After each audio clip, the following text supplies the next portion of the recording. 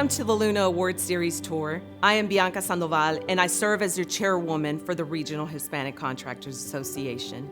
It is such a pleasure to welcome you to the San Antonio Tour. We know our San Antonio panelists come with a wealth of experience, and we are beyond grateful to have today's speakers join us and share their incredible experience for this tour. We would like to thank our corporate partner, Ferrovial Weber, and encourage you to engage with them on all social platforms. Good afternoon, ladies. I'm so excited to be here with you today for the San Antonio Luna Award Speaker Series Tour. My name is Veronica Torres, and I'm with Healthy Latina Lifestyle. And today I'll be bringing you a small segment on self-care. I know that women in construction, engineering, and architectural design are busy taking over the world, and I know how important it is to provide self-care for us. And today I'm going to introduce a little mindfulness exercise and practice to bring inspiration to the rest of the day. So for the next few moments, I want to invite you to find a space to where you can take for yourself, maybe turning off your cell phone for a brief second, turning off any sound around you, and just invite your mind and your heart to take on a little exercise of breathing and inspiration for you for the next few moments. I know that self-care is so important for all of you, especially women in construction and engineering and architectural design.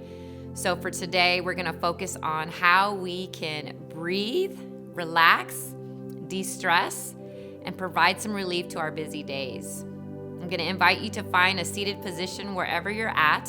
If you're on a couch or at your desk, being mindful of your feet, perhaps keeping your 2 feet grounded into the ground, uncrossing your legs. This doesn't take much, just your intention to be set on enjoying an exercise for you to enjoy for the rest of today. So once you're seated, I want you to put your palms on your knees or maybe cupped like this. Just find a relaxing position that you're not attached to and you're just kind of getting comfortable where you're at. When we practice meditation and mindfulness, it's all about our breath. It's about allowing our body to relax, telling our breath that we're in a calming place, and just relaxing, feeling heavy, letting gravity pull us down to our seat, maybe rolling your shoulders back, closing your eyes, if you will. And just begin by sitting here softly, taking in a breath in through the nose and out through the nose.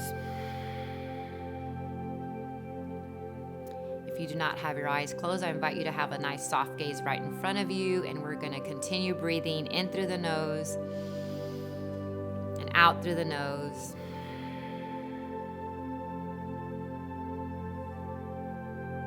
Breathing in through the nose and out through the nose. Allowing these thoughts that probably are going through your mind to just subside. Bringing your awareness back to your breath. I know it's hard for us to worry, not to worry about what's to come or what has happened. But just for this moment, just concentrate on your breath and the flow and the natural flow of it coming in through the nose and out through the nose. Now, as we're seated here all together in community, let us become aware of our surroundings. Perhaps you're in your office or your room or your living space. Begin to perhaps notice any sounds that you hear around you. Continuing on with your breath, breathing in through the nose and out through the nose. Relaxing with every breath. See if you can become aware of any sensations that your body might be feeling right now, any tension. Perhaps you can feel the temperature in the room on your skin, or maybe hear birds outside or cars driving by. Just become in tune with what you are feeling and what you hear right now around you. And maybe it's just your breath. Maybe you can only hear your breath and your heart beating.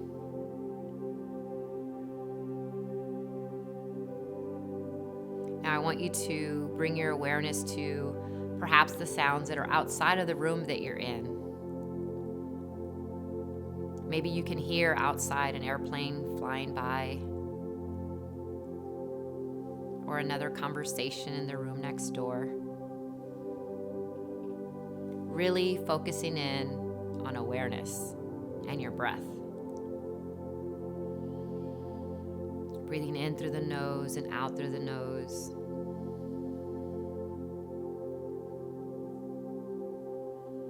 Allowing your body to relax deeper in your seat.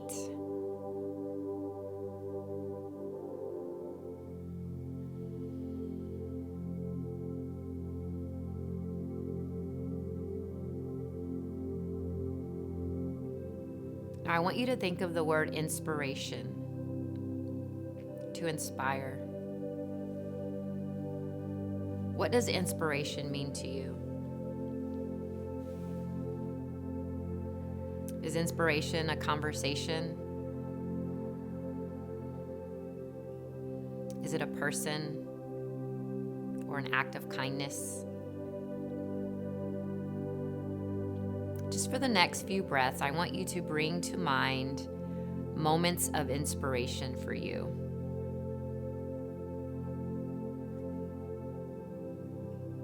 Perhaps a moment that has already passed or one that is to come. Perhaps it's sitting in a room with a family member that you love.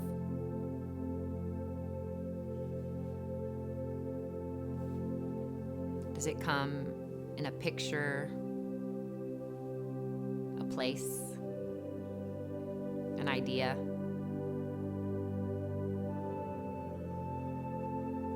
How does inspiration show up for you in your life today? Take it in a breath, in through the nose and out through the nose. How does inspiration make you feel? Consider the emotion. Is it exciting? Does it bring you peace? Or perhaps are you motivated?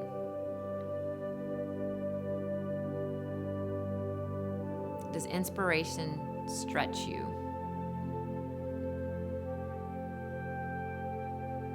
Continue breathing in and reminding yourself that sometimes inspiration is creating space. Creating space of acceptance. Perhaps of releasing something that's not serving you.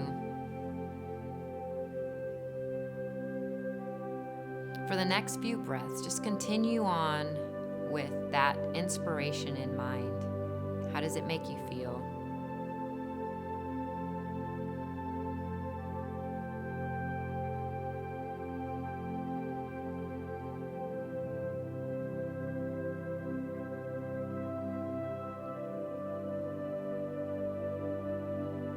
Inspiration may come at different times in our life. Inspiration comes from pain, from happiness, neglect. Let's try to find a way in our mind on how we can encourage ourselves to be inspired by everyday life, connection.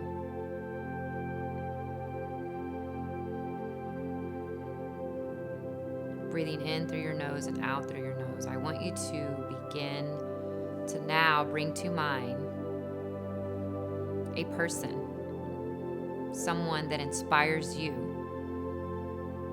someone who may be here with you or no longer here. Think of this person as they may sit in front of you. What do they look like? Why do they inspire you?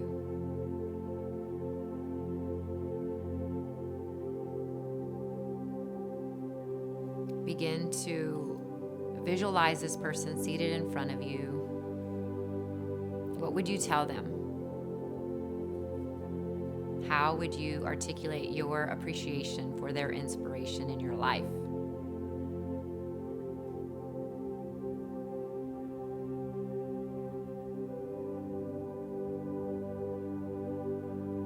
I want you to think about yourself. Think about how you can inspire yourself the same way this person has inspired you. What actions do you want to take? Who do you want to inspire and bring along with you?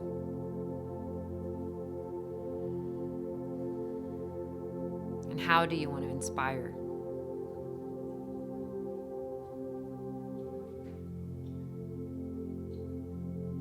Just continue on breathing and let that feeling take in your being with every breath. Allowing your body to feel any emotion of excitement or whatever it is that you're feeling when you think of yourself inspiring others. The joy, the peace, the love.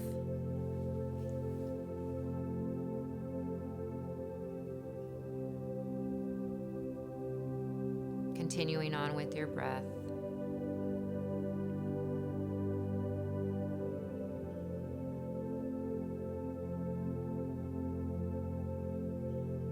Now let us set an intention for the rest of the series. Setting an intention is like igniting a fire and putting action and energy into real life. Let us mindfully set an intention to allow the speakers that are here with us today to inspire us, to create a spark in the conversation, to inspire our lives and how we lead,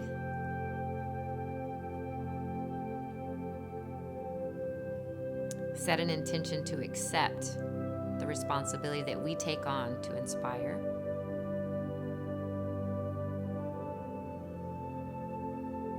Whatever it is, it's your intention.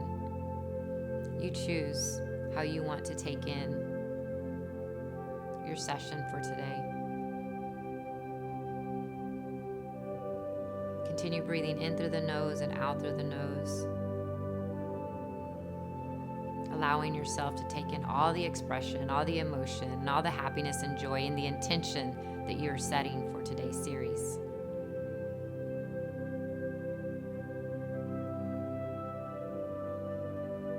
Now coming back, bringing your awareness back to the room that you're seated in. Perhaps feeling a little lighter.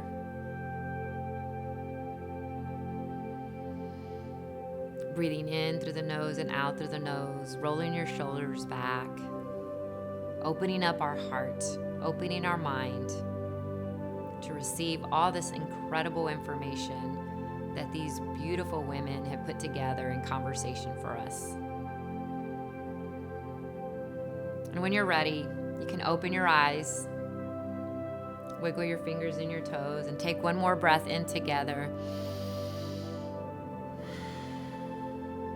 Thank you for indulging in this moment of mindfulness with the Luna Awards series. It's been an honor to guide you through a little inspiration today.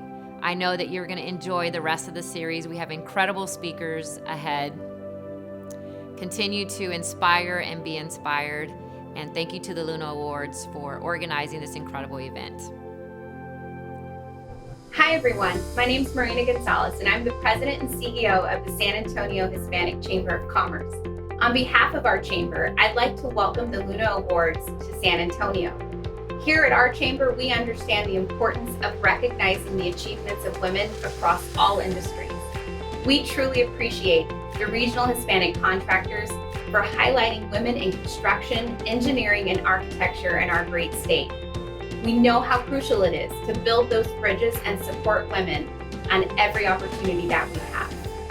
We're so excited to be a part of today's event and hope that you find today's discussion to be both informative and inspiring.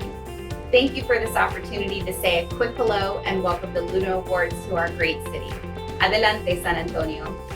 Good afternoon, ladies. So good to have you here today.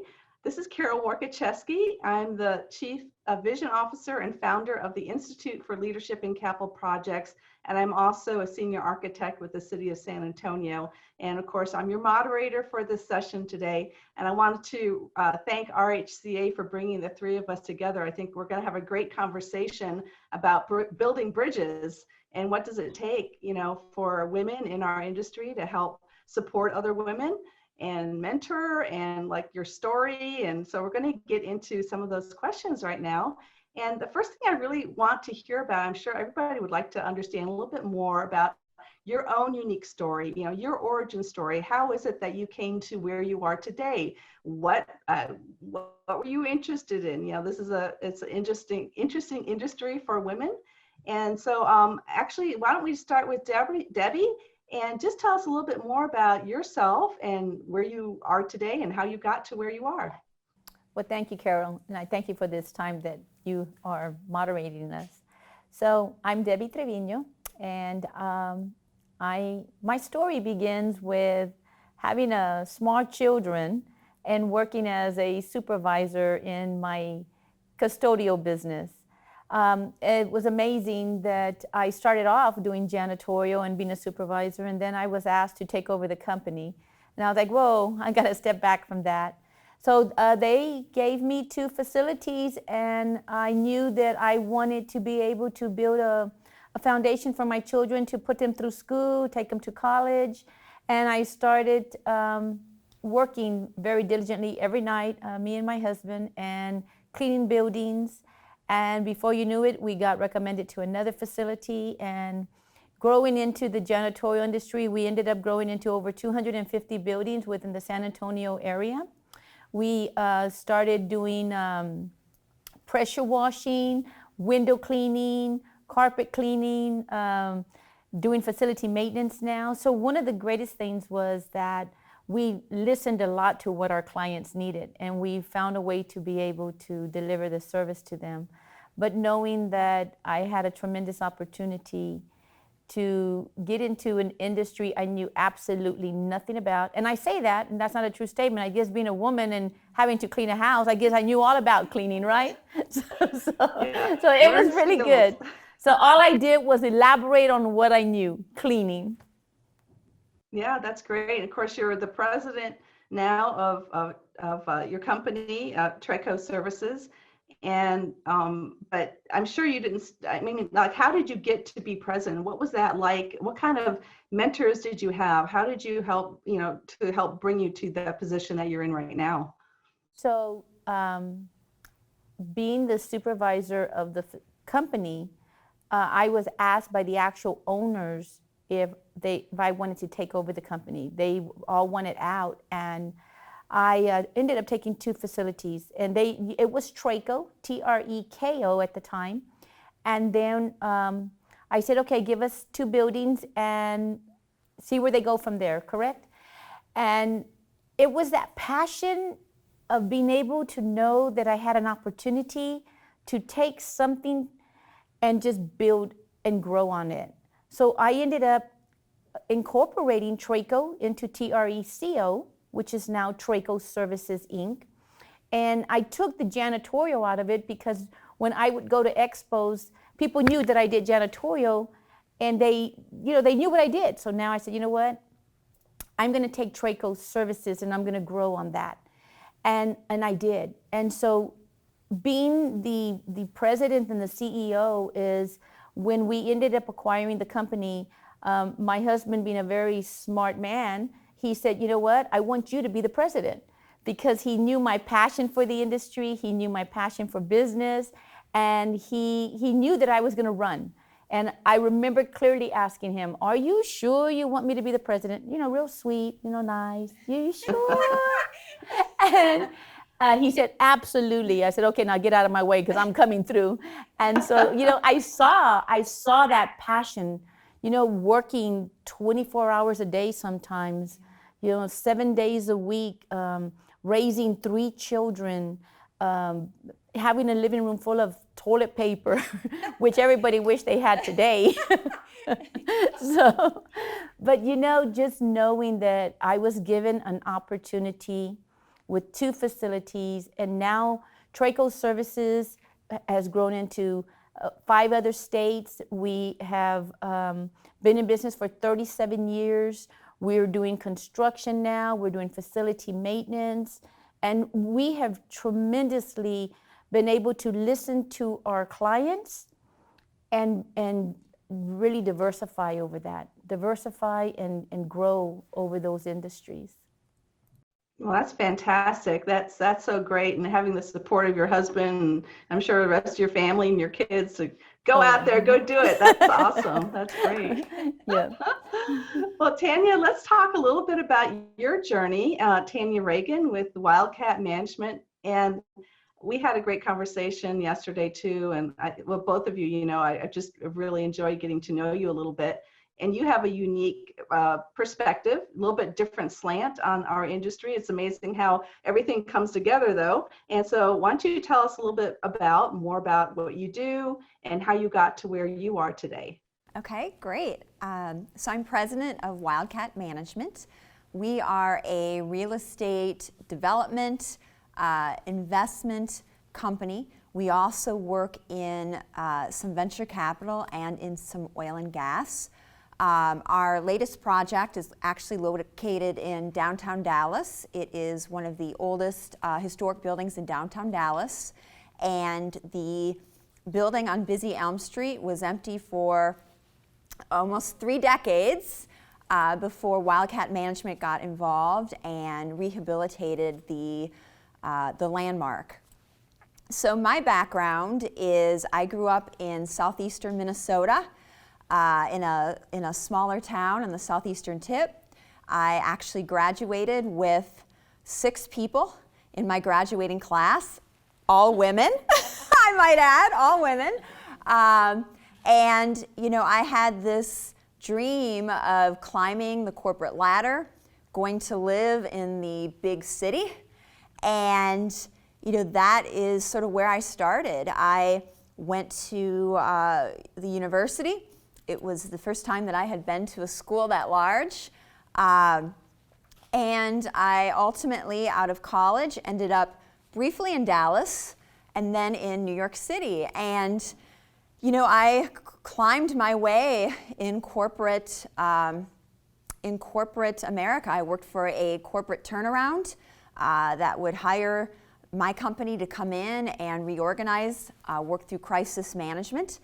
And I kind of thought that that was my place. And after some time and moving up within 3 or 4 different companies, essentially doing similar crisis management, I recognized that I was working my rear end off, traveling all over, hardly ever home, and maybe I needed to do that for myself. Maybe it was time to put all that energy and motivation into something for myself. So ultimately, I heard about the land of opportunity, Texas, and I had an associate who had moved out here that was working in the Barnett Shale at the time.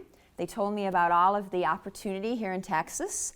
And long story short, I packed up my things, I moved to Texas, and I started my business. And that was in 2005.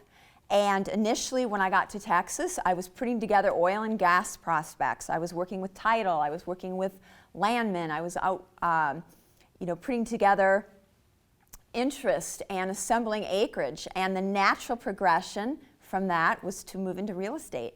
So I did that for the course of probably 6 years and then moved into the real estate side. And over the last 12 to 13 years have evolved into the development side. So kind of sounds all over the place, but it was a natural progression, and the last several years have been very, very involved with downtown Dallas and with the revival efforts there. Yeah, well, that's absolutely fascinating, and congratulations on the success of both of you. And I know you're not done yet. You both got more to put together and give, so it'll be interesting to see how that all develops with your companies.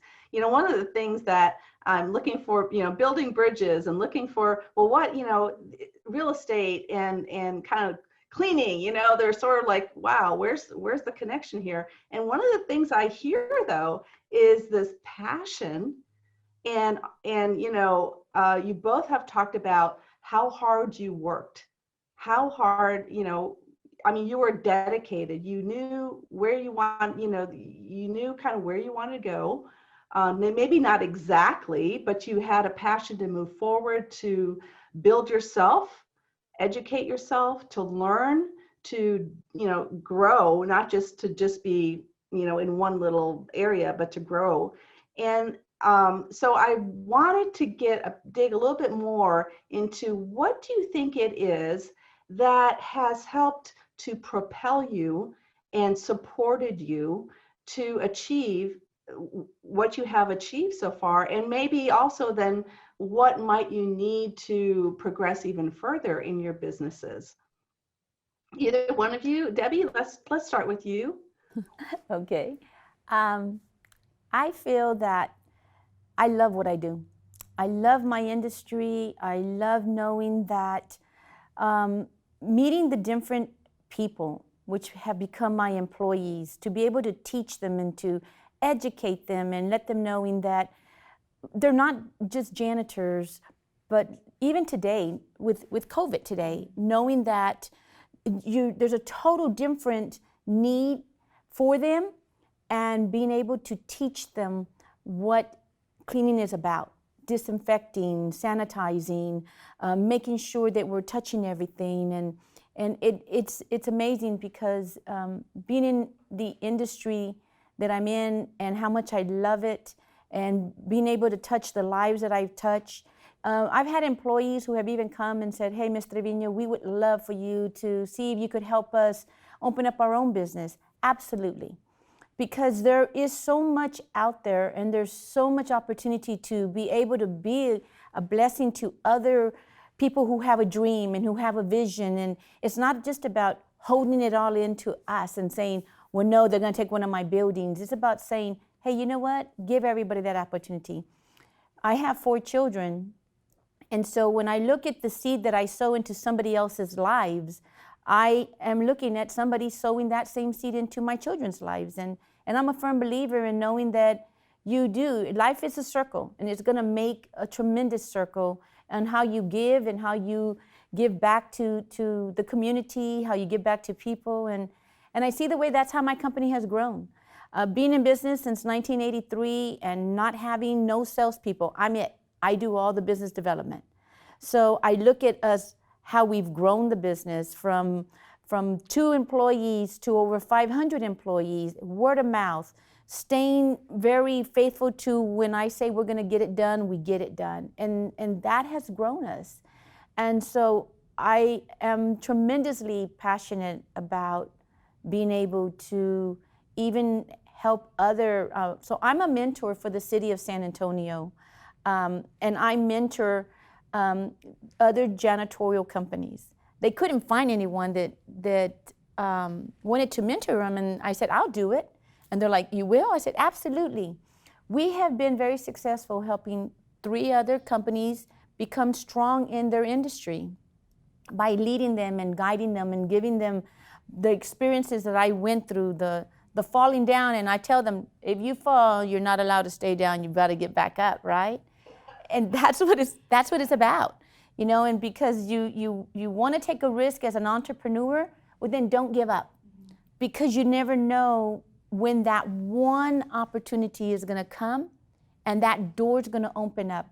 And that's the way I see it, just never giving up. I never gave up. I remember one of my daughters, she told me, she says, Mom, you fall so much, but you get back up. And in reality, that has made my children strong, because they see how aggressive I am in the business. And I'm grateful that I have one daughter that works with me, and the other ones are entrepreneurs. And it's so beautiful to see the strength you give back, not just to your employees, but to your family, your children, even my grandchildren. So, that's important. So. Well, yeah, and being a great leader, as you both are, of course, you're modeling that positive behavior in spite of setbacks, in spite of stuff that happens, stuff happens, as we know. Hey, Tanya, why don't you tell us a little bit about, about your strengths, your assets, your skills. What is it about you that has brought you where you are today?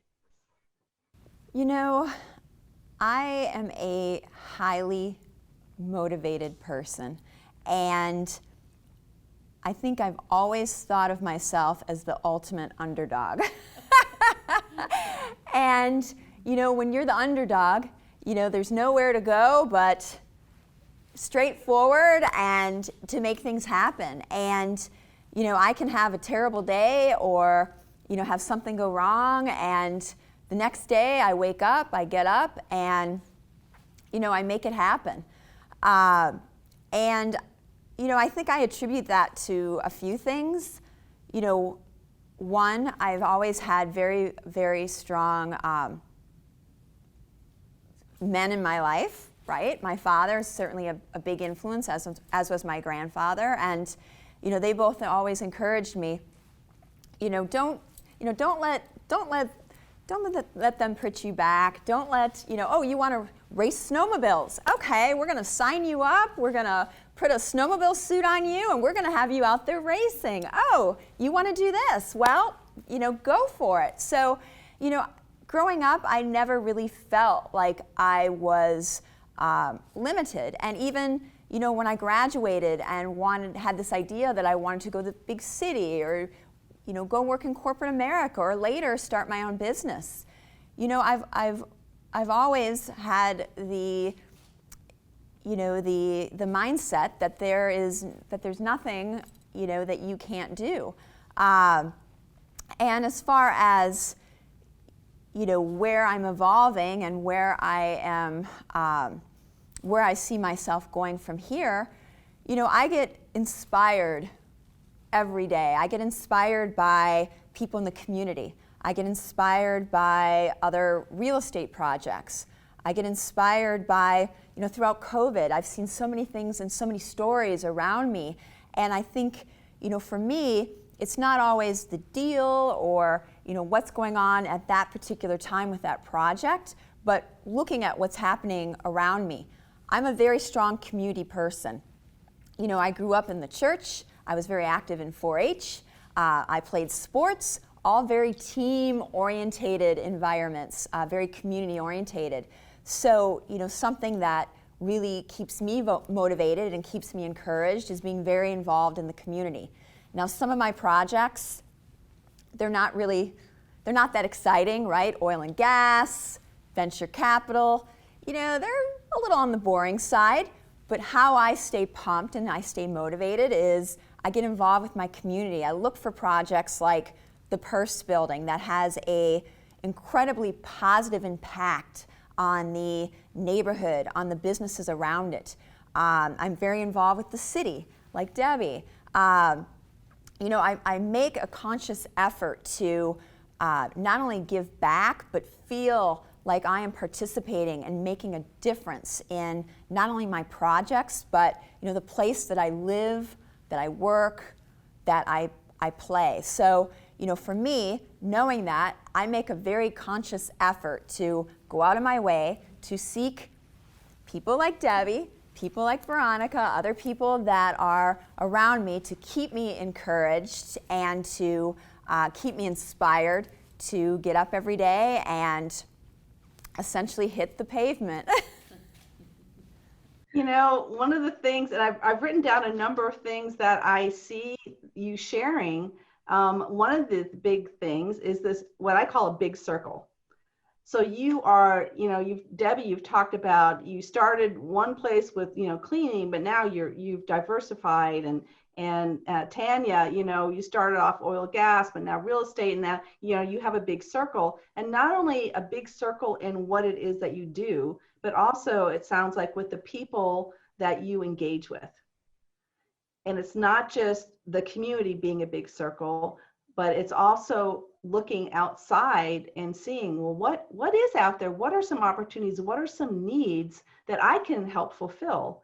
And how can I support the community to be better and other people? And not only that, but I also hear you saying, about the importance of surrounding yourself with positive people. You know, the Absolutely. older I get, the less time I have to spend my very precious time around negative people. Do you find Absolutely. that as well? I don't have time for negative. And if I run into a negative, I don't leave without making it a positive.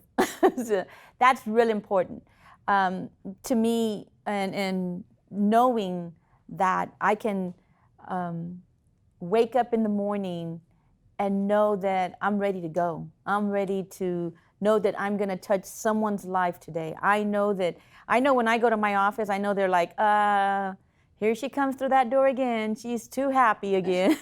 But you know what? I love what I do. And being in the business for 37 years and cleaning, and I love what I do. I love how I have diversified my business. I enjoy working. I enjoy meeting, like being very involved in corporate America, being involved at the expo, diversifying my business, finding ways that I knew that if I did not make a change, I was not going to grow. So change is important. To me, change is, I'm always ready to embrace change. Change is something that if I see that by making small changes and big changes and it's going to grow my business, I feel that that is why I stand today. I stand today because I listen to you growing. I listen to other people grow. I listen to the way they've done that. And then I'll go back and you know how they say, oh, you're an overthinker? It's okay, I'm going to overthink all day long. Because it's going to help me get to another level. Because everybody brings something different, a different personality, a different thought. And if you can embrace that and then come back and capitalize on it, why not? You know, because you're building yourself, you're building your business, you're hiring employees, you're hiring people, and you're giving opportunity. That's, to me, important. Yeah, I mean, I don't care what business you're in, it's always about the people. And It's about it. So it's always about the people. You know, it's so interesting you say that because, you know, something that's come up several times as I've done different Zoom meetings, panel discussions, is also the importance of relationships, right? And, you know, I've always thought that, and I've always stated that the most important part of real estate or my business is relationships. But, you know, the last several months, working through the pandemic, never has it been more evident than right now. Whether that is the relationship with my tenants, whether that's the relationship with my bank and my financing, whether that's the relationship with the people around me or the management team.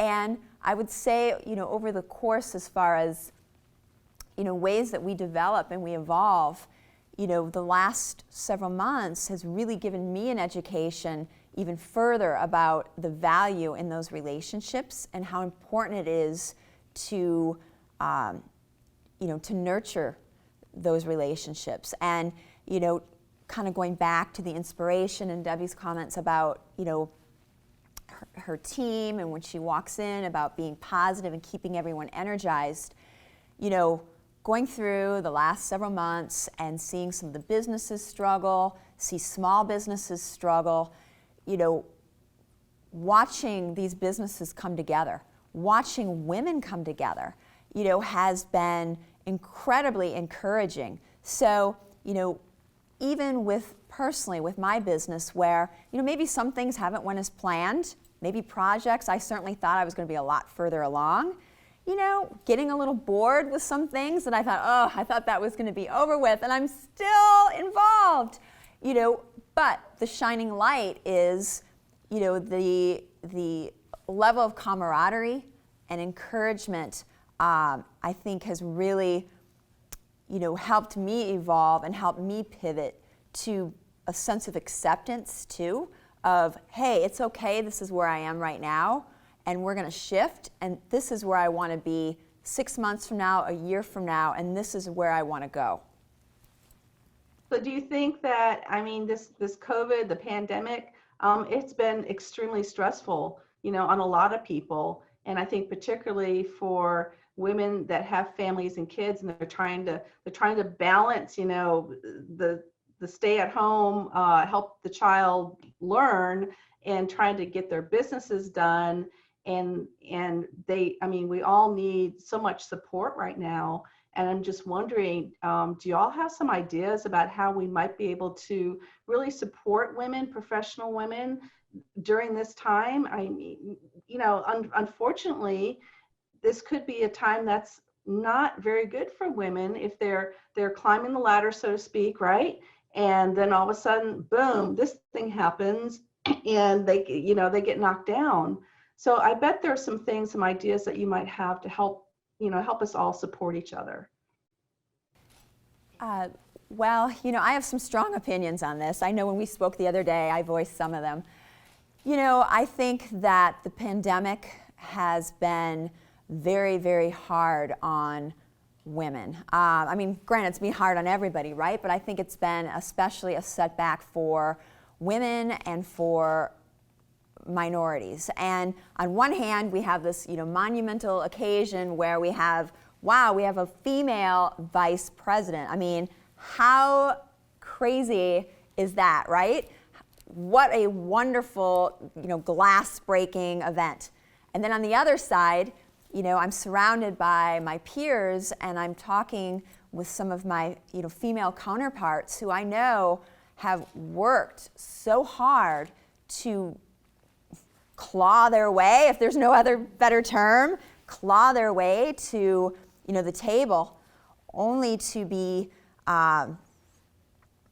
experiencing the setback of, let's be real, they're at home, you got the husband at home, you got the wife at home. Who's giving, right? Who's spending the time with the kids? Who's, making the meals? We like to think that everything's equal, but the reality is, we're finding out that, my female peers are struggling, and, where we're going to end when we come out of this, it's hard to say, but in my personal opinion, I do believe that it's been a setback. And, what I see as a recommendation, or how we can encourage one another is, in my industry, and yours may be the same, in construction and real estate, it's highly competitive. And it's highly competitive for women. The reality is there's not a lot of women in the construction industry, and sometimes women aren't the most supportive of one another. They've worked hard to get there, and maybe they think that there can only be place for one, or they have to, be territorial. And, for myself personally, I've always made a very, very conscious effort, especially for women coming up in the real estate industry and the construction industry, to stay involved. I encourage them to work hard and to try to find the balance and try to bring them to the table. And if there's anything I can say right now coming out of the pandemic, it's so critically important that we boost each other up and we hold each other up. And personally, some of my relationships have changed. There are some women, even in my industry, that maybe in the past we have different goals. Maybe we have a different style. Maybe we have a different even expectation, right? Where we haven't always necessarily been allies. Some of those relationships have changed. And, I can tell you the last, 2 months, 3 months, reaching out to some of those women and really using those women both, as a sounding board and a place to vent that is non-judgmental, that I can be, that I can let the shades down, right, and really share how I feel. And I'm not a whiner, I'm not a complainer, I'm someone that I have a peer that I can just be talking to someone completely non-judgmental. And the importance of really, really being less judgmental, being less critical, and really making that conscious effort to keep other women involved in the conversation and part of the circle. It's so, so important. Yeah, that's great. And I think, this patience that we've all kind of learned, even like how do you use Zoom? I mean, we never knew how to do this before. Now we've learned, and and we've had to be patient with each other as we've learned kind of these new skills and things to do, and understand that, everybody needs support. Hey, Debbie, how about, do you have some final thoughts on how we can help support each other, especially now? I think one of the greatest thing is to be amazing listeners. When we're dealing with balance and women balancing in their lives, because that's what we've always done, I think that makes us successful. It's made me successful. I've had to balance the husband, the children, the home, and then the business. And balancing is going to be tremendously important. And being able to be there for them, being able to hear. If I walk into a client because I'm doing either their construction or I'm doing their cleaning, and hearing that they have a need, that they need management, knowing that I know someone and being able to go, you know what, I'll get that taken care of for you. And that's important. It's not about saying, hey, let me recommend someone. It's about, you know what, we can take care of that for you. And reaching out, so collaborating with other business women and other businesses is what we're out there for. It's not just listening for us, but it's listening to collaborate and bring women together and making us stronger. Yeah, that's great. And and I'm going to close out our session today with the thought for people that are listening in right now and wondering, well, what can I do? And here's two really marvelous women that I'm sure would be happy to, support you. And, one of the things that we have to do as women also is to get out there and ask for help. Sometimes I think we don't tend to do that so much. And it's now, even more so now, is a perfect time to do that. And I want to thank both of you, Tanya and Debbie, so much. These are great insights. I really appreciated spending some time with you today. So with that, I'm going to close us out and wish everybody have a great afternoon and enjoy your life. Thank you. Hello, my name is Angela Berry Robertson, and I'm the Director of Diversity Contract Compliance for Ferrovia Construction and Weber. We are proud to be this year's presenting sponsor for the Luna Awards Speaker Series. As a past recipient of a Luna Awards, we want to congratulate all the nominees. We, again, Ferrovia and Weber, are proud to celebrate the achievements of women in construction along with the Regional Hispanic Contractors Association. Hello, Luna participants. We are live. Debbie and I just finished the earlier conversation, and we have moved over to kind of a more informal Q&A session. Thank you to everybody who submitted questions. We are super excited to dig into them. Absolutely. And really appreciate you all following the earlier conversation.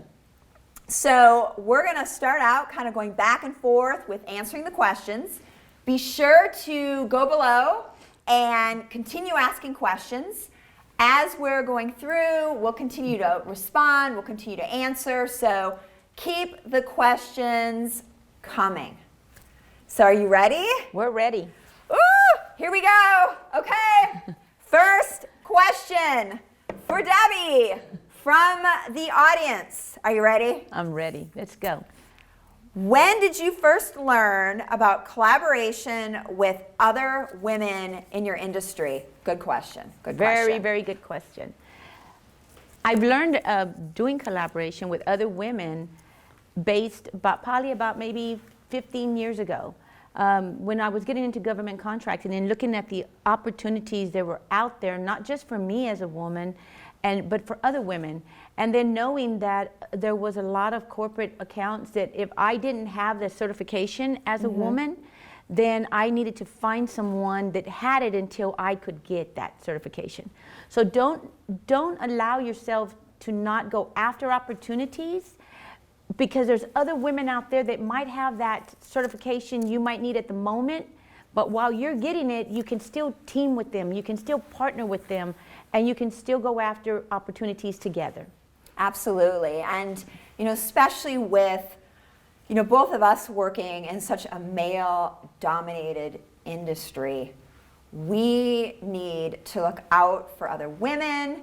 We need to have each other's backs. And at no other time, at least in my career, have I felt that more so than right now with COVID and the pandemic, of how important it is that we continue to cheerlead and push for helping other women. And collaborating with other women as well. Needing to collaborate is going to be very important for us. And being that, you're right, with COVID and so many other companies that are having to close their doors, if we know that, we can say, how can we help these women survive into the 2021s and the 2022s? And so that's what we do. How can we help you? And that's what we're here for. We're here to be able to motivate you and help you have that perseverance of not giving up. And sometimes we feel that balancing is hard, and it is. Being a mom, being a wife, being a business owner, it's hard. But you know what? When you have other women here to support you, you need to reach out to us. It's not a matter of feeling that you're not going to be accepted, or you're not going to ask the right questions, or maybe this woman thinks that you feel like she's too, maybe she's too good or something like that. And I don't mean like too good. Let me rephrase that. I mean like you may feel like, God, you know what? She's got all her things together, and she knows what she's doing, and she knows where she's going. But at the end of it, we all started somewhere. We all had that same question. We all still had that same fear. But guess what? Some of us are just coming forward. Some of us are way ahead. And it's okay to go ahead and reach out to us. That's what we're here for. Reach out to us with our experience and our knowledge and our wisdom that we've gained. This is what we do with the younger women, the younger girls that are starting their business, our daughters, our granddaughters. These are what we do. Yeah. We lay that foundation down. Yeah. And I just feel collaboration makes us stronger. Yeah, absolutely. And yes, we are in a male-dominated world, but you know what? That's what our generation in the past told us. Right. But today, we've always been equal. We've always been having those opportunities, but it's us that have held ourselves back. And so us as women, we need to know, listen to what we just said. Us as women, we can do all things. Yeah, absolutely. Good question. Good question. Okay, are you ready? It's your turn. The pink hard hat, guys. The pink hard hat. Okay, there you go. So the question that the audience is asking you at this time is, what are some ways we can support you and your company? Some ways that you can support me and Wildcat. I think some good ways is to talk about Tanya Reagan, talk about Wildcat, make introductions. I think whether it is sharing a news article, or making a connection that you think someone would be a good fit, whether it's a vendor, whether it's a contractor, whether it's a real estate project. I think that often we discount how valuable even just a mention is, right? If you go on LinkedIn and you say, hey, congratulations, Debbie, I saw you just received this award, or you just got this contract, be sure to check out, Debbie and her company. Make the introduction. Hey, I just met this fantastic person who is a vendor, or who is a consumer that could have use for Debbie's product. I think especially with COVID, we were talking about this morning at my office, that we've been sort of tunnel vision, right? We've been so in crisis mode of, okay, what needs to be handled right now? We're kind of sticking our finger in all the holes and trying to stop the boat from sinking, right? That we've sort of lost touch a little bit with with those valuable connections and grooming those connections, and even some of the vocabulary and the language and some of the conversation, with making sure that we're making a conscious effort to stay engaged and stay connected. So the question was what you can do to support me and Wildcat. Talk about us, show up for us, follow us on all of our social media channels, LinkedIn, Facebook, Twitter, Instagram, all that. But more importantly, recognize and network with other women in the industry. I also make a very, very conscious effort to try to hire women for contracts on my projects. Our latest project, the Purse Building, it was a large commercial project in downtown Dallas. There are not a lot of female women in construction, and certainly not that are contractors. I really made a conscious effort to specifically look for vendors that were female-owned and female-run. And for a lot of those women, this was either a larger project that they had been involved in. In some cases, it was their first commercial project, but really trying to bring women to those conversations and to those projects to make sure that they are represented and given those opportunities. Now they have it on their resume. They have something to show for future jobs that they have now done these type of projects. So that is how you can help me, and also how you can help other women in this industry. Great answer. That very, very good answer, and that is exactly right. It's about being able to know when there's someone out there needing a service that you provide, and you being able to market that person as that person is marketing you as well. Absolutely. And so to go in there when you see someone has been awarded a contract, and just being able to, women supporting each other, being able to say, you know what, congratulations. It's not so much about one individual, it's about us building our circle of women, not just in construction, but in a lot of other industries. And right now, I think more women are stepping into construction, and if we can go ahead and market ourselves through the LinkedIn, through the Twitters, through the Facebook, showing up at the RFPs for site visits. And I know right now you can't because of COVID. Right. But there's a lot of things that they're doing. As a matter of fact, I'm going to be on a call tomorrow for a big opportunity, and it's not limiting me. I'm going to show up. I'm going to listen to the opportunity. I'm going to put my name on the bidders list for the RFP, and whichever way they're going to show us the job site, that's how we're going to build each other. And it's great opportunities, being able to help each other build our business by marketing each other. And sometimes you're even competing, right? Oh, absolutely. There are times that you are going through an RFP or going through a contract where there may be other companies that you're competing against. And I know personally, I've made the effort also that to really be conscious of promoting other women. Absolutely. Even if we were maybe competing against the same project, right? Yes. It's okay. I want to see those women succeed, and I want to do everything I can, because if they get awarded the contract, maybe the next time that will be me, or that will be you, right? And that's what it's all about. Absolutely. It is truly about bidding, no matter who's in the room, not feeling intimidated, and knowing who your competition is, but what are you going to deliver? How are you going to deliver the opportunity that's given above you? And a lot of times, us as women, we back out of it because we allow ourselves to feel, well, I don't know how to do this. I don't know how to do that. So I had a gentleman who worked for me. Listen, I said a gentleman who worked for me. And he would always tell me when I got into government contracting, he says, kid, you don't need to know anything.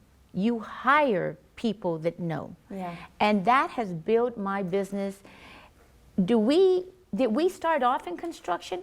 Absolutely not. Have we diversified into it? Absolutely. It's about looking at the opportunities that are in front of us, listening to our clients, their need, Hey, can y'all do a roof? Absolutely. How? We'll figure it out when we Right. walk out this door. Yeah. But that's what you do. I mean, you end up not being afraid to go after an opportunity. We all know someone out there. We all know a roofer, a contractor. We all know other women that are doing construction and they're doing concrete and they're building and they have metal structures. We all know someone. And mainly if you are in associations and you're going to the expos and you're meeting people and you're taking the time to build the relationships, it's not just building a relationship with the buyer, but building a relationship with other companies, other vendors, other entrepreneurs. It's about you building everything. You have to touch every aspect in order to be successful and to go when you want to go. Because it's like saying, I meet you and I have an opportunity. Yeah. And guess what? Do I do what you do? No. But can we team because I'm being able to bring something to the table? Right. Absolutely. And guess what? Now we're two women that have been awarded an amazing opportunity. And now guess what? We've built a relationship with each other. We've built a contract with each other, and now we're in business together. And that's Absolutely. the route we go in. We're able to continue to build ourselves with a team of another woman or on our own. But we're able to not be afraid anymore. Absolutely. And fear is good. Fear lets you know you're going in the right direction. Well, and fear is what keeps you nimble, and it keeps you learning, and it keeps you on your A game. I mean, fear, even with the pandemic, of working through all of the volatility, right? Waking up in the morning and okay, what's happening next? Exactly. In this business, every day is different, and that's why we love it. That's why it's so exciting. I mean, you can get up in the morning and think that you have your whole day planned, and you're like, okay, we're scheduled. It's an office day. We're gonna catch up on all this. It's good. Then around 7:30, your phone starts buzzing, and your whole day has Upside down. now changed, right? And that's what makes it so darn fun and so exciting. Now you add the pandemic and all the excitement of the last few months, and we've sort of been on this constant, timer of what's next, what's next. And that brings some fear, right? That brings uncertainty, but I think it also brings a motivation. I've had people even just recently ask me, Tanya, some of the other real estate companies, they closed their offices. They went on, I hate to say vacation, but they checked out, right?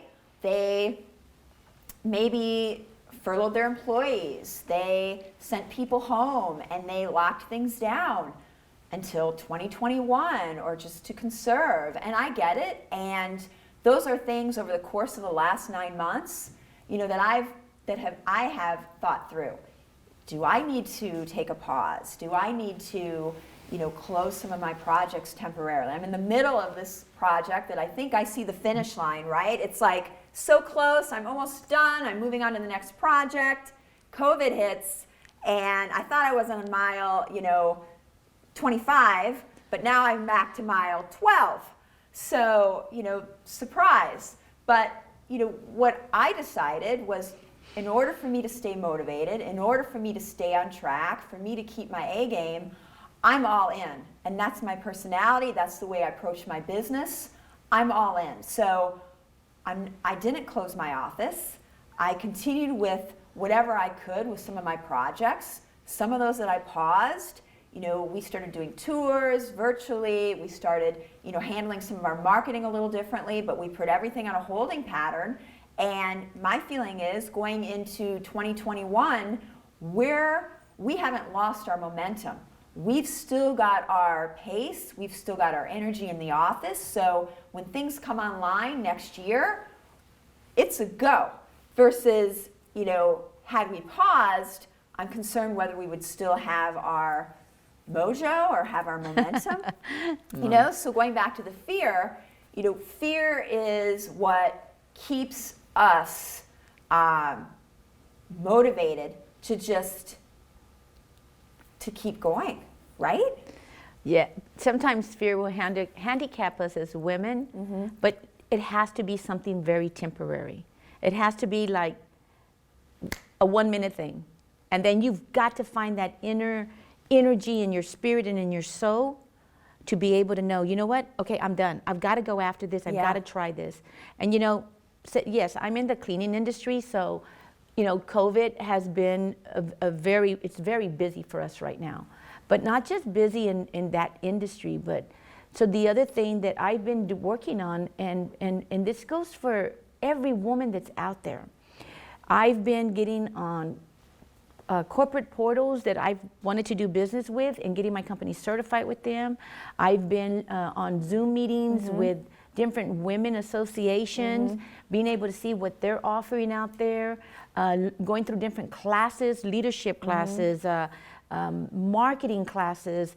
And it's amazing because we're so busy right now, but I am looking at 2021. Absolutely. I'm looking at saying, you know what, we did quite a bit of construction work here in the Dallas-Fort Worth area, and we've done some in the in San Antonio, because I am from San Antonio. But you know, I'm preparing myself for 2021. I'm preparing myself for 2022 because of those opportunities that are out here. And in San Antonio, it is a hot market right now, women. Get out there. You've got all these Air Force bases, Lackland, Randolph, Fort Sam, that are out there with RFPs that are setting jobs aside for WOSB through the SBA. There are great opportunities for us here, right here in San Antonio. A lot of commercial construction that's going on. Construction has not stopped here in San Antonio. If you get in your vehicle and you drive around, San Antonio is hot right now. And there are opportunities. Don't want to go after just $1 million contracts. Go after something that's going to help you build your foundation. Okay, I want to make sure we get through some more questions. Yes. I know we're on a time. Also, keep posting your questions in the comments. Yes. So that we can answer them. We'll keep answering them even after our session ends today. So I think it's your turn, right? Are you ready? I'm ready. Here you go. Let's see what you got for us. Let's see.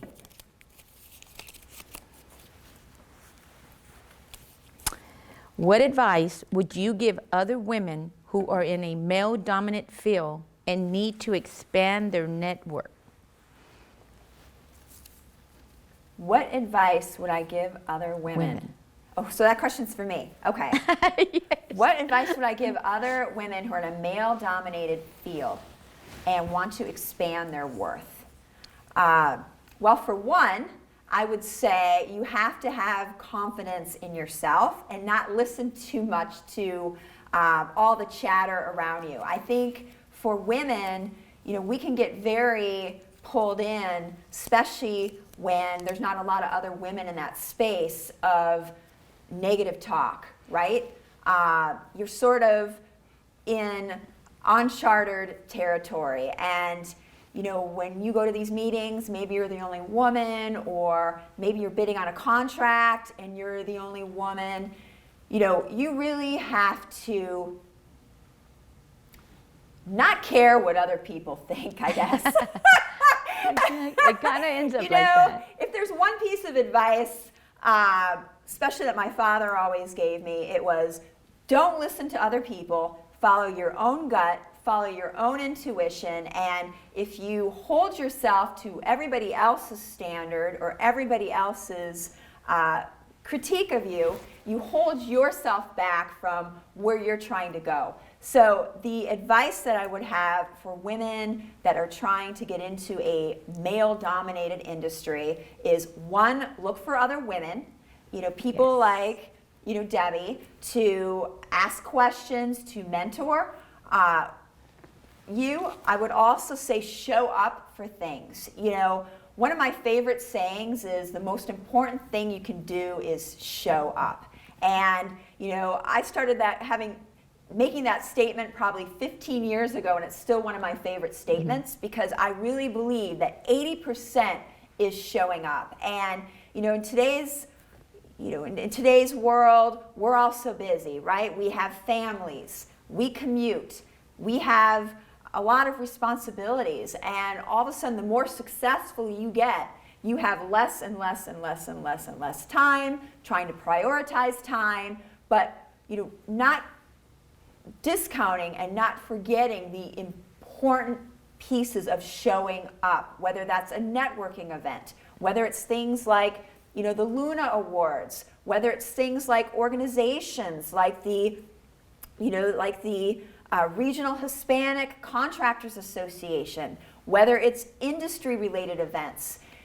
Our time goes like this, right? But showing up and continuing to be engaged in those conversations, also some of those things, right? You're like, wow, my time's so valuable. I've reached a point where, unless it's a network here, or unless it's going to lead to this, recognizing sometimes how those investments pay off in other ways. I'm very involved in the community. I participate in a lot of things within the city. I participate in a lot of things with other small businesses. Now, those are not necessarily things that I'm making money off of or, generating, income for my business, but what it does do, it keeps my ear to the ground. I hear, oh, this space is opening up. Oh, this business might be looking for a new space. Oh, this property could be changing hands. So I'm involved with the community because I'm passionate and I love it, but also by being engaged, it just organically leads to other opportunities. It leads to other things that are going on that I might be able to be involved in. So networking, showing up, looking for strong mentors, and really pushing yourself not to listen to all the chatter. Listen to your inner voice. If you feel like starting your own business, if you think that there's something that you want to expand on that people are saying, well, you know what, that there's already too many people in that space. Maybe you think that you bring something that's different or you offer something different. Listen to your own gut, and you've got to be your biggest cheerleader. I mean, you've got to be your biggest cheerleader. That's my suggestion. What do you think? What are the best ways if you're trying to get it? Because I know you're in a highly male-dominated industry. What are some things that you do to that you can offer the audience as far as recommendations on if they're trying to get into a space? I feel that if they're trying to get into the construction space and brighten or widen up their business and their opportunities, I honestly, like me, I can go into a room where there's nothing but men. Yeah. But before I walk into that room, I tell myself, you know what? We all bleed the same. Yeah. And you have to walk in there literally after you've already yelled in the car and shouted, but you've got to walk in there confident, and they've got to feel you're confident. And it's an advantage. I mean, sometimes it's an advantage. I know we talk a lot about, overcoming and the challenges, but I've had a lot of opportunities because I am the only woman, right? I'm different. I talk a little different. I'm from up north. When you walk in and there's a room, and you're the only woman, or there's just a few women, sometimes that's an advantage because you stand out, you're different. Well, and standing out, and because we're different, what has to follow is that we can deliver. Absolutely. Can we deliver the same quality of work just as every contractor that's in that room being a male? And yes, we can. Sometimes the standards are higher. Well, the standards are higher because you're going to be watched more. Exactly. But at the end of the day, it's about making sure you can deliver. And we're women. We're going to go back and we're going to follow the detail. We're going to really be going, this isn't right or this isn't right. So yeah, it's following the detail. So. Okay, you ready? I guess I'm ready. Asking you. You ready? What motivates you to connect with other women in your field? Good question. Good question. What motivates you to connect with other women in your field? So, what makes me really feel strong about women in business is knowing that I am here to help change a generation and the way we were brought up and the way we were taught to think. You know, that, you know, the man goes out and works. And when I was raising my daughters, I knew that I wanted my children to be strong and independent. And it wasn't so much that I didn't want them to feel like I'm not going to depend on a man. No, I wanted them to know that we give 100%, 100. There's no such thing as less than or 50-50. And now seeing my granddaughters and being able to say, you know what, these young ladies are going to take up to the next generation. So being able to connect, and it's amazing the passion that I have for other women. I just sometimes want to just let them know that, you know what, I made it. I started my business very, very young, but I found a passion, and I wasn't going to let anybody stop me. And I drove my dream, I drove my vision, and I just feel that women lose themselves in their family, that they forget about who they are. And now I look back and I'm going, it's all about the balance that I've put in my life. To being able to tell these women, yes, I started my business at 23. I went home and I made dinner. I did the laundry. I made the breakfast. I got the kids ready. I was a mom that my children never went to school without a starched pair of jeans, and people would laugh at me. And I was like that. They had to always be starched. So, and still run a business. And so I kind of say, like, you just have an energy and a passion that if you can find that drive in that entrepreneurship that's inside of you, there's nothing that can stop you. And I want to tell that to women. You know, we're not anything or anybody beneath, but we are where we're going to station ourselves. And if you station yourself equal, you know, I would always tell my husband, when God created me, He created me from your rib, you know, and so I'm supposed to be right next to you. We ourselves in our generation and our grandparents and our grandmothers, we put ourselves behind men, but we were not created that way. So how do you change it? That's my passion. I want to change it. I want women to know, you know what, we're supposed to be right next to you. And we're going to move like an army, because that's what we're supposed to do. And I do that with my daughters. My daughters are entrepreneurs. My granddaughters are going to be entrepreneurs. I don't leave my grandsons behind because I motivate them as well. And I let them know they all have a place. So I ask women, take the time to care for yourself, love yourself. Find that passion inside of you. You're not here just to be here. You're here for a reason.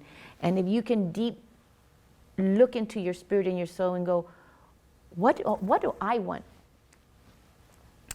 One of the things that I saw, and I'm going to just be real quick.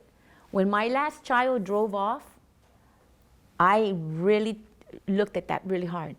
Because we're raising children, business. But then all of a sudden you have nobody, and then you're like, man, who am I working for? When this whole time I was working to put my children through school and all. And it took me time to pull back and go, where am I going? How am I going to get there? Now, did I have a successful business? Yes, I did.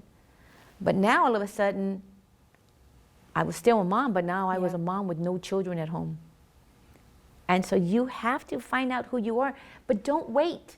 Don't wait like I waited. Do it now that your children are small. Let your children feel that passion in you, because you're going to drive that into them. And if you can drive that into your children, you're going to have children who are going to want to be like, I want to be like my mom. I want to be successful. I want to be powerful. I want to be able to speak out and share my heart with them. So women, stand up, move forward. San Antonio's got so many opportunities for us. We just need to go out there and embrace them and grab them and just move forward. I mean, that's how I that's feel. that's such a really good question, because just to kind of piggyback on Debbie, people ask me, why are there not more women in construction or in commercial development or even frankly in venture capital, right? I think I read a statistic the other day that said that less than 2% of venture capital funding goes towards certain classifications of women. And when you think about it, wow, I mean, that's like nothing, right? When you do not see a lot of women in this industry, and people ask me why, I have some opinions on that. I mean, I look at myself personally. I have a little bit different experience than Debbie. I have always struggled with balance, and I'm not married. I have nieces and nephews that are my children. Not to say that still couldn't happen. There's still time. There's still time. But I've made a lot of sacrifices for my business and for my passions and for my career. And when starting out, there were a lot more women around me. And as I grew and I became more successful, the hours that it required, the time that it required, I worked weekends. I had to put a lot of, I had to make a lot of sacrifices to make my business successful. And I think that's why you don't see more women in this industry, just because of the demands. There's a lot of demands on us. Yes. But those Okay, are whose turn is it? It's yours. It's my turn? It's Okay. your turn. I'll try to be short so we can keep them going, because I want to make sure we get through some more questions. And please continue to ask the questions. Yes, keep commenting below. Keep the questions coming. I know we're trying to crank out a few more so we can get to a few more of them. What mentoring did you receive in your career? What books or tools do you recommend to women entering the field? So this is kind of similar to the earlier question. Again, just showing up, going to events, listening to podcasts. I read a lot. I tend to read a lot in the cities that I'm trying to gain business. So right now I'm trying to attract tenants and attract relocations from California. So I'm reading Los Angeles, I'm reading San Francisco, I'm reading Silicon Valley. I'm trying to do everything I can to get to know that market, because I'm trying to attract them. So reading, listening, showing up. Okay, I'm going to get to another one here for Debbie. We've got, how have things affected you during COVID, and how do you practice self-care during this time and community care with the people around you? So how have things affected you during COVID, and how do you practice self-care during this time? So because I'm so involved in COVID and being able to provide the safety for the facilities and homes, I take this really, really serious. One of the things, I don't worry about who doesn't have a mask on. I worry about, I keep my mask on. I make sure I step away. I don't walk in somewhere and go, worship your mask. I don't do that, because if I can take care of myself, then I can take care of you. Right. And that's important to me. If I wear my mask and I disinfect my hands, and I'm constantly doing that, then I am doing what I need to do by being proactive and taking care of you. Right. And I can't tell you, COVID is something that is not going away. And it's something that if we don't take care of ourselves, then we can't take care of others. And so it's something, the foundation that I put down. Even when we're around my family and my children, we were just around them, and even my grandchildren, all of them, to the smallest, wears their mask. Right. And that's important. We will not be around you if you do not have your mask on. That's my family, because it's important. And it's about us taking care of everyone, making sure that we're doing our part And that's all it's about. Just do your part. And so Right. COVID has taken my business to a tremendous different level, but me knowing what and how it attacks us is why it's very important that I stay safe, because I want to continue to grow my business. Absolutely. So, yep. Absolutely. Okay, I think this is the last question. So we're going to wrap things up after this. Last question. Do you want me to ask that to I you? think maybe we'll both try to hit it. Okay, let's do it. Okay, you ready? Oh, this is a question for you. Oh. Okay, you ready? How do you identify women's groups in San Antonio to connect with? And how do you pursue those groups? So I join every association that I can join, woman or no, not woman. Being a part of the Hispanic Contractors Association is very important. Being a part of all the chambers, just meeting other women there, and supporting them is by showing up. Showing up, being able to know that I'm going to touch someone's life there, and I do. I mentor other women. I mentor other young women and in their business, because we currently right now are a mentor for the city of San Antonio. And so that is one of the things I stay very involved in, and what I can do for San Antonio and help building the business there and the associations and being able to get involved. And if I don't get involved, I wouldn't be where I'm at today. And so involvement is everything. For me, it's everything. So just wrapping up, let's talk really quick 2021. Any last minute thoughts on ending out the year, what you're doing to kind of maybe mentally prepare to close out this year, look into next year, thoughts? The greatest thought I can say is that I am aligning myself and forecasting construction opportunities for 2021 and into 2022, because it takes that. Yeah. So I'm taking care of my business now, and I look at it and I do a countdown, because I know that now, here we are, what is it, the 10th? Yeah. No, 11th. it's the 11th. Yes. And I'm saying, hey, you know what? We've got to have only 20 more days. Yeah. I I know. know.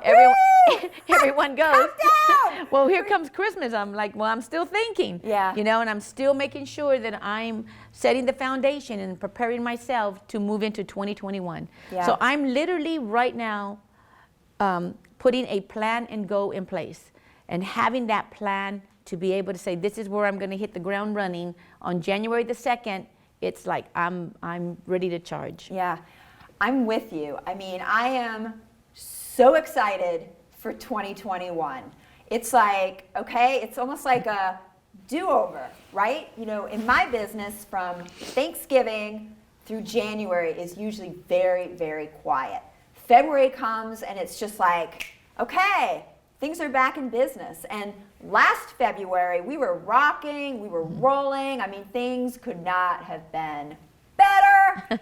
February is a do-over. So I am so excited for 2021. I can't wait. Even like cranking out these last few weeks, it's like, okay, talk to me next year, right? I mean, we're going out with our marketing. We're turning our projects back on. I'm hiring.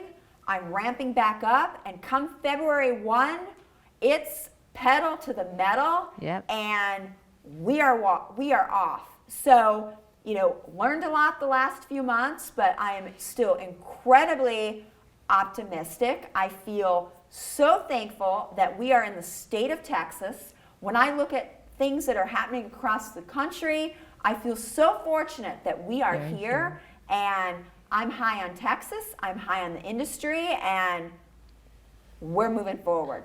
It's the only way to go. We're moving forward. So this has been great. Very, very good. And we want to thank all of you Thank women you. that are out there. Thank you. Continue with the comments. Keep putting questions in. Follow us on social media, and we will see you next year. Next year? So thank you, everybody. Thank you so very much. Hi, everybody. I'm Kamisha Mason, and I'm excited today to get everyone excited about another year of Luna. This year, we are recognizing two key categories: the Outstanding Business Advocate of the Year and the Established Service Firm of the Year. With me, I also have Maricela, and I'd like for you to introduce yourself as well. Hi, everybody. My name is Maricela Gonzalez. I am representative of the board Hispanic Contractors Association. Hola a todos, mi nombre es Maricela González y yo represento a la mesa directiva de los contratistas hispanos de la construcción. Now, there's one big difference between these two categories. The established firm must be owned by a woman, and that person must own at least 51% of the business. The Business Advocate Award is open to everybody. We look forward to recognizing all of our nominees and our winners on December 17th at our annual Luna Awards. Please join me in thanking our Luna ambassadors for hosting today. Luna Speaker Tour. This event could not happen without your support and leadership. Thank you everybody for the support.